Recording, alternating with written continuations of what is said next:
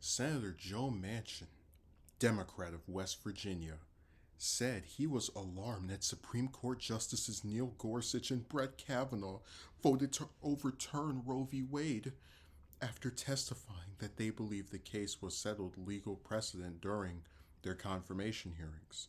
Manchin tweeted on Friday that he was deeply disappointed that the court chose to overturn Roe v. Wade, which has provided constitutional protections for abortion for nearly half a century. I trusted Justice Gorsuch and Justice Kavanaugh when they testified under oath that they also believed Roe v. Wade was settled legal precedent, and I am alarmed they chose to reject the stability the ruling has provided for 2 generations of Americans. They put Manchin wrote. Manchin was one of 3 Democrats to vote to confirm Gorsuch and the only Democrat who voted to confirm Kavanaugh. The Supreme Court overturned Roe v. Wade on Friday in its ruling on Dobbs versus Jackson Women's Health Organization. The case concerned the Mississippi law that bans abortion after 15 weeks of pregnancy. 6 of the justices voted to uphold the Mississippi law, but only 5, including Gorsuch and Kavanaugh, voted for the court to rule that abortion is not protected by the Constitution at all. Manchin said he was raised pro-life, but accepts that others might not share his definition of the term. He said exceptions to abortion bans should be made for instances of rape and incest, and when the pregnancy puts the life of the mother at risk. He added that he would support legislation to codify the rights guaranteed by Roe v. Wade into law. Manchin voted last month against the Women's Health Protection Act, which would have enshrined abortion protections in the federal law, arguing the bill would have gone too far. So, it's kind of funny. I don't hold. How do I explain this? Okay, if all the Republicans I think are insane for still trying to get rid of Roe v. Wade and now apparently succeeding. But because I know how right wing they are, because I know that they want government control over women's bodies, I don't, it's kind of like second nature, like whatever.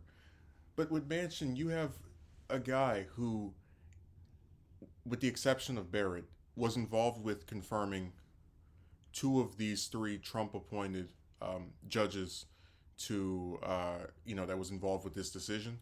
And he is so frustrating because every time something happens, sure, you could say that you can believe that he doesn't support getting rid of any abortion rights whatsoever. Like we take him at his word with that. But then because of his ridiculous push for bipartisanship, with moves like voting for conservative Republican Supreme Court justice nominees and, refusing to get rid of the filibuster, the guy just, it's like he doesn't understand that these people have radical right-wing, far-right agendas that in some instances the only way you can respond to it is to do something far left, which is why he said that bill went too far, the one that would have made it federalized women having the right for abortions. But when you have a system where a group of unelected pricks who can vote whatever way they want, never have to face accountability like getting voted out, what other method can you take to ensure that something is believed to be and guaranteed as a right for half the population, or most of the population, I should say? So I don't really understand. It's like he will sit there and tell you all things you want to hear. Oh, I believe, that women should have access to abortion. But then you voted for the guys who are part of a party, regardless of what they said during their confirmation hearings, because every single person that has a confirmation hearing for Supreme Court usually tries to sound as neutral and middle of the road as they possibly can before they get on the court and start exercising their ideology. You voted for these people who were nominated by a president who is part of a party that has always resented Roe v. Wade, that has been working for years to get rid of it. And then you're shocked when they vote in a way that is atypical of someone who was nominated by a person that believes that trash. And we always have to go back to the example, because I remember it was 2018, and he was up for re-election, Manchin, for his second term in the Senate. And I remember distinctively that there were people on Twitter the worst website besides Discord, in my opinion, who were actually justifying him voting for Kavanaugh. They were saying, "Oh, he did that, and it's going to help him keep his Senate seat." Well, hell, what?